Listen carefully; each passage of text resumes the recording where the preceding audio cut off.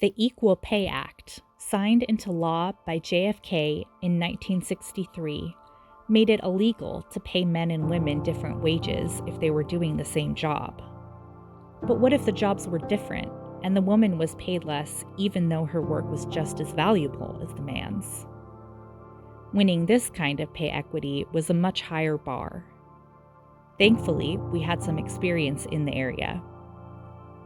In the 1960s, we'd won significant pay raises for attendants and nurses, primarily women, at state psychiatric hospitals who were paid less than painters and carpenters, by arguing that workers should be paid on the basis of how important their job was to the mission and the role of that institution.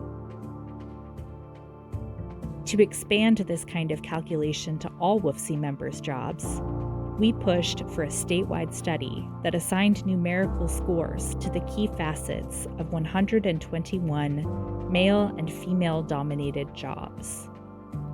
If the metrics showed two jobs, a secretary and a maintenance worker, for example, had comparable worth, then they should be paid the same. The results of the study were conclusive. Women were paid 20% less than men for work of comparable worth. In one example, a clerk typist and a warehouse worker 1 both received scores of 94. But clerk typists were paid 10 salary ranges below the warehouse workers. For some, the results were a revelation.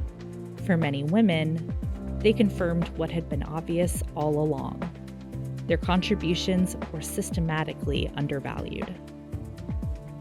But these historic findings came at an inopportune time.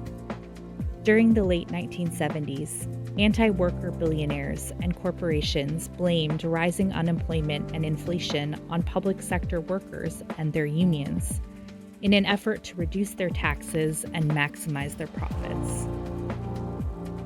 Billionaire-funded think tanks like the Cato Institute, the Heritage Foundation, and eventually the Freedom Foundation sold trickle-down economics to the public and many elected officials. If you just cut government budgets and gave more money to billionaires, the theory went, everyone would benefit. Never mind that empowering workers in unions and investing in public services had created the middle class. Funding for a comparable worth implementation dried up, so WFSE went on the offensive. We won the first voluntary deductions for people, our union's political action program, in 1978 to ensure that working families could compete with moneyed interests in politics. After 2 lawsuits seeking action on comparable worth failed, WFSE members wrote letters, made phone calls, and held rallies to win a key ally, Governor Booth Gardner, who agreed to negotiate a settlement with our union in 1985. WFSE Executive Director George Maston served as lead negotiator and won a settlement of $482 million and significant pay raises for 35,000 workers.